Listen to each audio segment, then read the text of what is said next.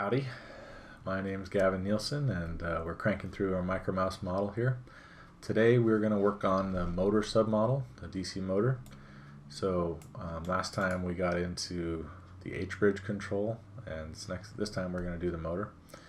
So just like last time, we're actually going to create a submodel, just an entirely different model file here in Simulink. And it's important to know a lot of modeling is mapping.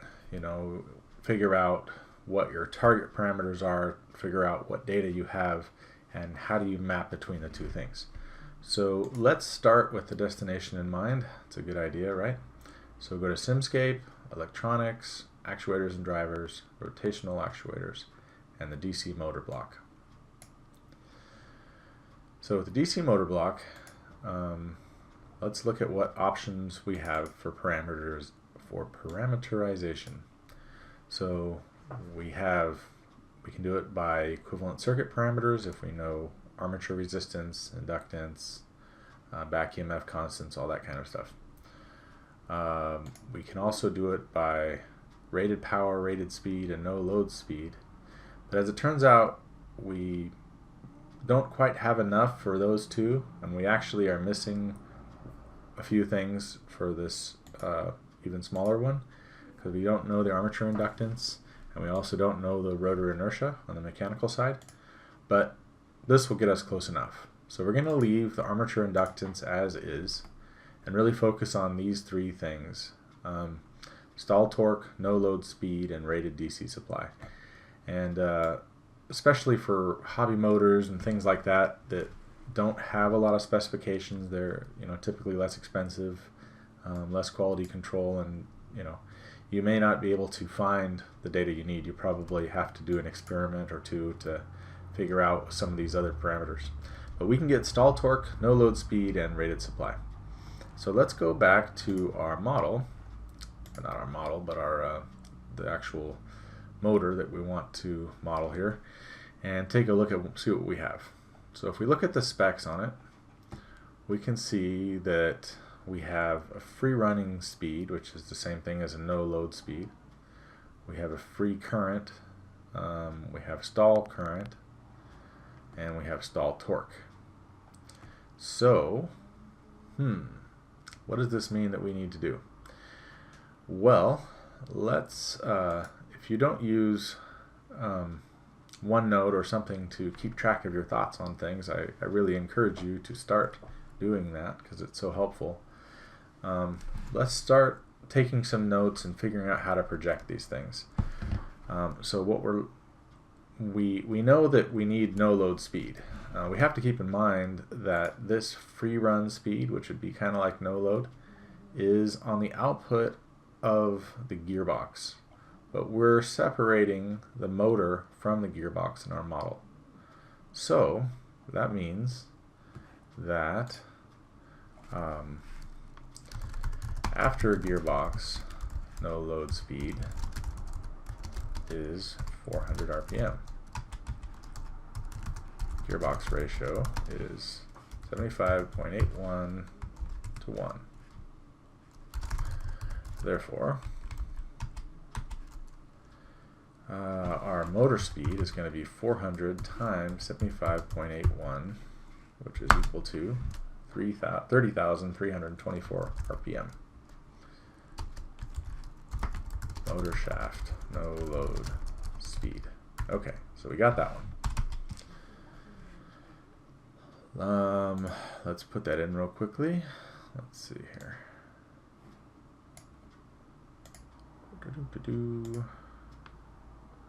Stall, here it is. No load speed. 3,324, and that's in RPM. The next thing we'll try to get is, actually we already know the rated DC supply voltage, and if we just look up here, everything it's rated at is 6 volts, so that's no problem. So we'll put in 6. But we need stall torque, and it has a stall torque listed at 22 ounce inches, but an ounce inch actually isn't a commensurate unit of torque.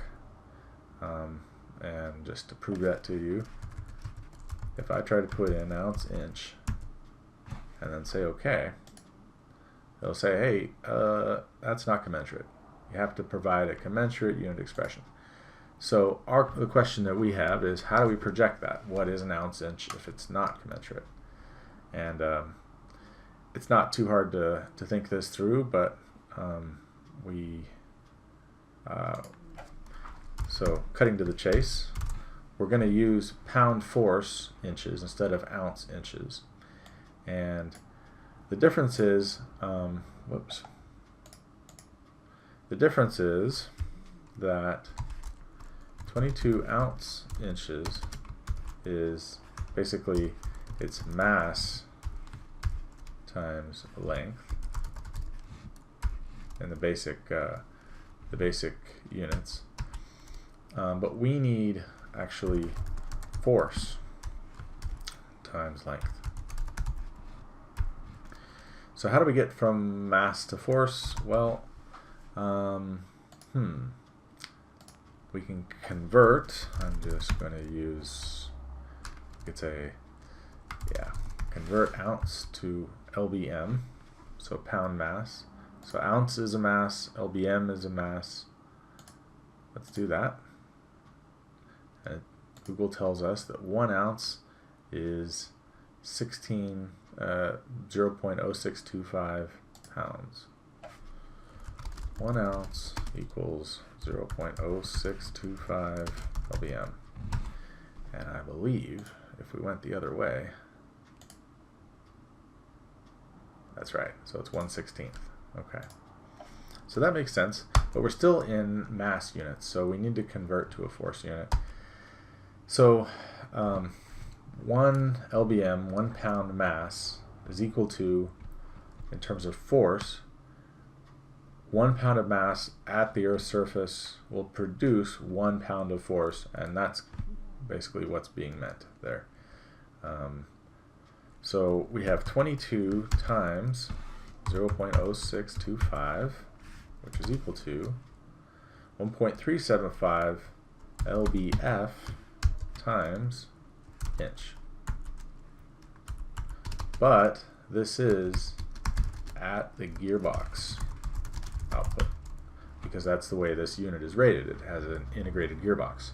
And we know, if you remember from up here, the gearbox is 75.81. So that means the gearbox is increasing our speed and decreasing our torque in terms of what's going on at the motor. It's doing exactly the opposite at the output. So we take our 1.375 pound force inches and we divide by 75.81, and then we get 0.0181 lbf times inch. So I'm going to copy this value, and then I'm going to go back to that block. We have inch lbf, there's the value. Okay, so let's take a quick look at the mechanical side and just mention these things. Again, rotor inertia, if we did a little mechanical modeling, we could probably get a little closer to a ballpark. Rotor damping, if we did a little experimentation, we could figure out what kind of damping there might be. We know that it's going to be an initial rotor speed of 0. So we're going to leave these things as is for the moment. And that's the full parameterization that we needed. But, of course, we need to do a little unit test. So let's save this model, and I'll call it motor 2. And make a subsystem. Go into the subsystem, and let's start getting this a little bit prettier. So this is motor plus, voltage terminal, motor minus, voltage terminal, and this is going to be C. I really would like to remember what the R and the C stand for. I can always, I think R is reference, and C, I just can't remember. Call it R. That has been the convention I think I knew it at one time, but I can't remember. Okay, so we want these to be on the left. That's left. That's left. That's should be on the right. And that one is already on the right. Good. So hit escape. This block is rotated around a little bit. There we go. Call this the motor block. All right. So save it again. Now we have the motor block, but we need to make our little test rig for it. So we'll need a solver. That's one thing we need.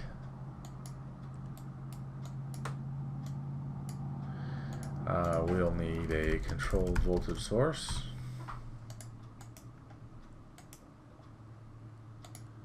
We'll hide that guy. We'll need an electrical ground, electrical reference. Hide that fellow's name.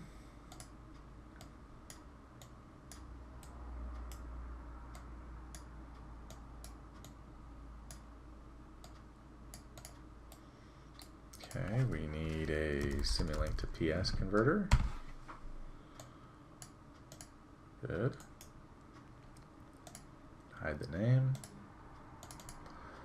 Units will be volts. Okay. And a constant. And we're going to give it full power and see if it does what it's supposed to do. I won't hide that. I'll just say voltage in. Alrighty. And I'm going to change the display signals to allow and show us port units. And it says some things are not connected. That's fine. We know that they're not connected yet. Alrighty. Let's make sure we've got filtering happening in a good way. So filter the input. The derivatives will be calculated. Second order filtering. We'll do this a little bit faster, 1,000th of a second. Alright, now what do we need on the mechanical side of this? Well, we need a rotational reference. Basically something to bolt the motor down to so we can watch the relative speed and torque of the output shaft. We're going to need a torque sensor. So let's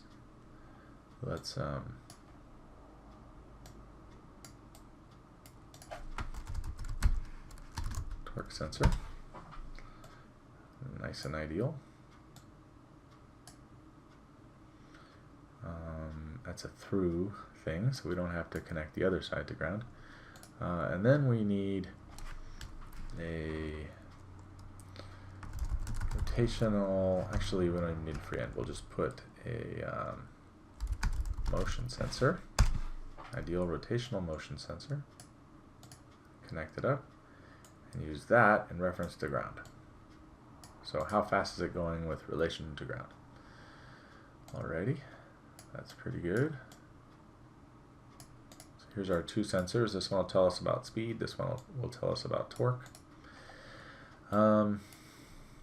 So we need PS to Simulink converters, and this one we'll hide the name on it, and we don't want acceleration, we want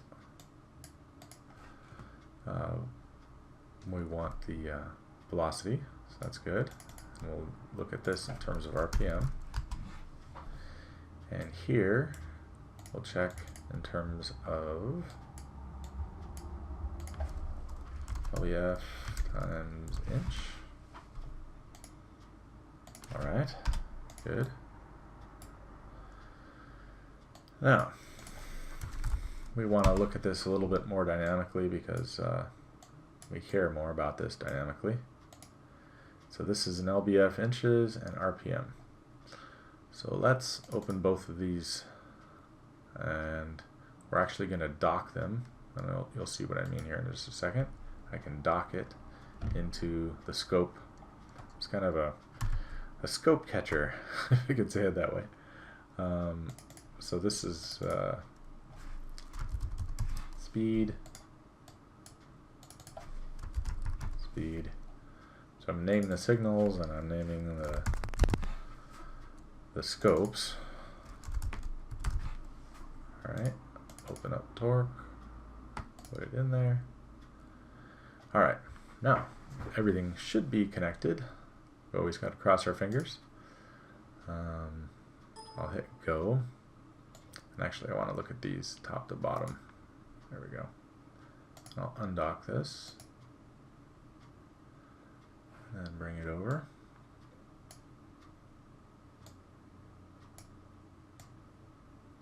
Okay. So for torque, we don't have much in the way of torque, do we? We do get up to speed real quick. So let's just look and see how fast we get there. We'll zoom in.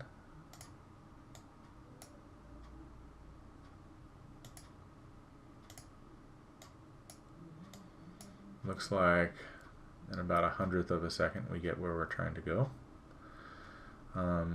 But it effectively doesn't take us any torque, which kind of makes sense because, well, not kind of, it does make sense. Because the torque between nothing and the motor, there's no torque across this block.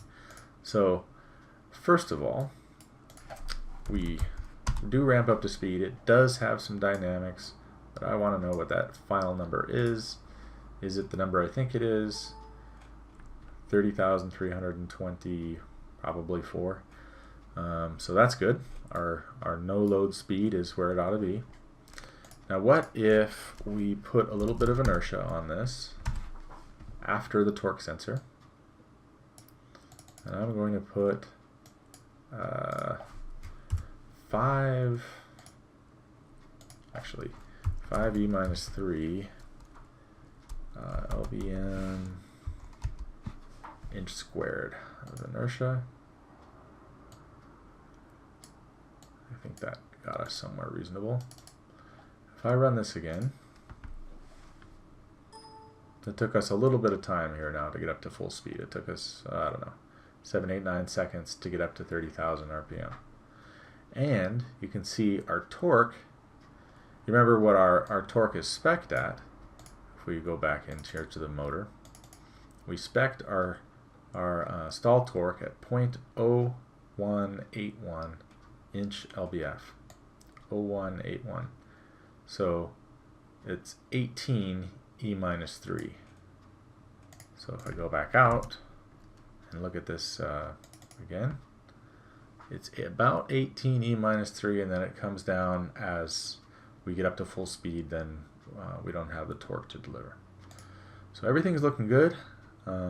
This is the motor model, and we can save that, and all we need to do is copy this, and we can go back into our little driver stuff here, and instead of having this motor block, we can put in this motor block, which is exactly what we have,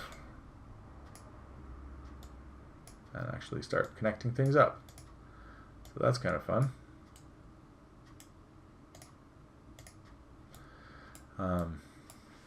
So now we can go the distance with our H-bridge and our motor, and after we have a gearbox to get us to the right speed and torque that we need to actuate things, we can actually connect it all the way up to the 3D model and kind of simulate our whole system again and see if we're winning. Okay, well, that's it for this time. Thanks for watching. I'm trying to keep these short, but I think it just takes a little time to get through particular units, so they're as long as they need to be, and I'll keep them as short as I can. Thanks for watching. Like, subscribe, comment, all that good stuff. I hope to see you again soon.